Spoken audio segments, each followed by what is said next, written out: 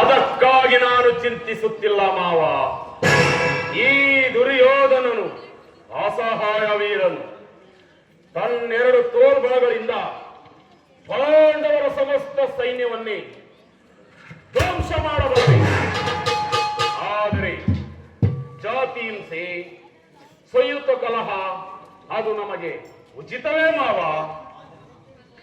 ಆ ದಿನ ನಾನು ದ್ವಾರಕೆಗೆ ಹೋಗಿದ್ದಾಗ ಯುದ್ಧವು ಬೇಡವೆಂದು ಕೃಷ್ಣನು ಎಷ್ಟು ವಿಧವಾಗಿ ಹೇಳಿದರು.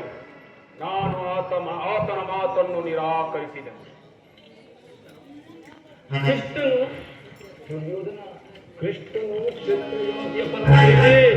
ಅವನ ಮಾತು ಪರಿಗ್ರಹವಲ್ಲ ಬಿಡು ದುರ್ಯೋಧನ. ದುರ್ಯೋಧನ ಸಿಂಹದವರೇ,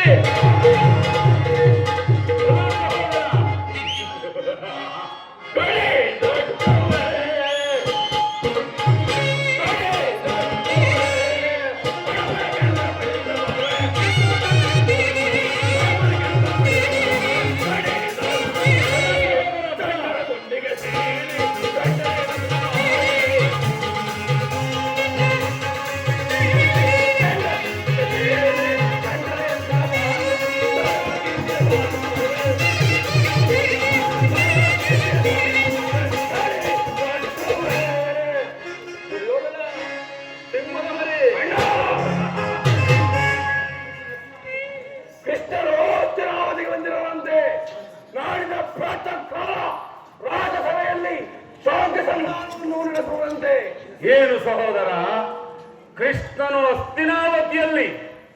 ಹೋಗು ಸಹೋದರ, ಹೋಗು. ಅತಿಥಿ ಸತ್ಕಾರಕ್ಕೆ ಸಿದ್ಧ ಮಾಡು. ನಮ್ಮ ಸತ್ಕಾರವನ್ನು ಒಪ್ಪುವುದಿಲ್ಲ. ಅದಾದರೆ ರಾಜಪಥವನ್ನು ದಾಟಿ ಇದು ಎಷ್ಟೊಂದು ಹವ ಹೇಳನವಲ್ಲ ಸಹೋದರ, ಹವ ಹೇಳನವಲ್ಲ. ಯದುಪತಿಯೋ ಭಕ್ತಪರಾಧೀನನು. ಕೃಷ್ಣನಿಗೆ ವಿದುರನಿಗಿಂತ ಸದ್ಭಕ್ತರು ಮತ್ಯಾರಿರುವರು? ಈ ದಿನ ಆತನ ಸತ್ಕಾರವನ್ನು ಮುಗಿಸಿ ನಾಳೆ ನಮ್ಮ ಮಂದಿರಕ್ಕೆ ಬಂದೇ ಬರುವರು.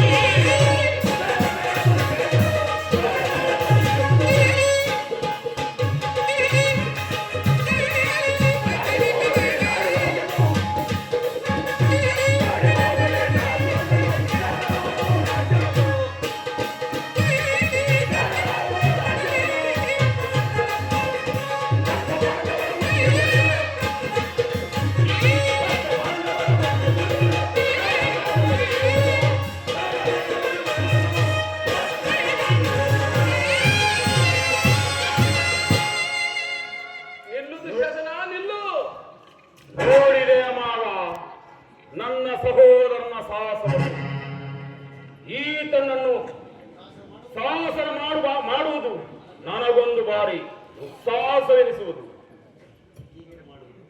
ಈಗೇನು ಮಾಡುವುದು ಮಾವ? ಕೃಷ್ಣ ಸಂಧಾನಕ್ಕೆ ಸಮ್ಮತಿಸುವುದೇ ಅಥವಾ? ದುರ್ಯೋಧನ, ಕೃಷ್ಣನು ಶಾಂತಿಗಾಗಿ ಇಲ್ಲಿಗೆ ಬಂದವನಲ್ಲ. ದುರ್ಯೋಧನ, ಕೃಷ್ಣನು ಶಾಂತಿಗಾಗಿ ಇಲ್ಲಿಗೆ ಬಂದಿದ್ದರೆ ಈ ಕುರು ಸಾರ್ವಭೌಮನ ವೈಭವವನ್ನು ತೃಣೀಕರಿಸಿ ಆ ವಾಸಿಸುತ್ತನ ಮುರುಕು ಸೋಪುಡಿಯನ್ನು ಆಶ್ರಯಿಸುತ್ತಿದ್ದನೆ. ಪ್ರಾರಂಭದಲ್ಲಿಯೇ ಸಹಿಸಲಾಗದ ಅಪಮಾನ. ಈ ಅಪಮಾನವನ್ನು ನೀನು ಹೇಗೆ ಸಹಿಸಬಲ್ಲೆ ದುರ್ಯೋಧನ? ಹೇಗೆ ಸಹಿಸಬಲ್ಲೆ? ಶಕುನಿ, ಕೃಷ್ಣನ ಮೇಲೆ ನಿನಗೆ ಇಷ್ಟೊಂದು ದ್ವೇಷ ಏಕೆ ಮಾವ?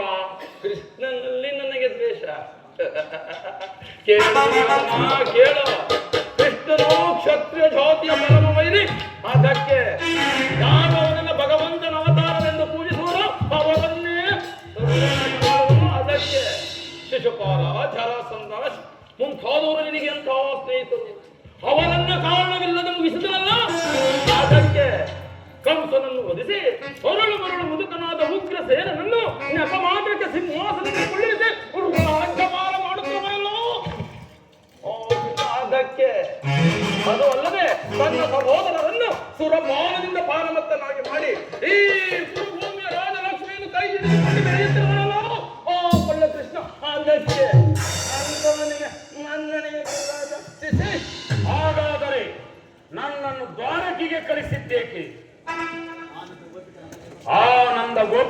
ಮನೆಯ ಬಾಗಿಲಲ್ಲಿ ಸಹಾಯವನ್ನು ಬೇಡುವುದು ಈ ದುರ್ಯೋಧನನಿಗೆ ಉಚಿತವಾದ ಕಾರ್ಯವೇ ಮಾವ?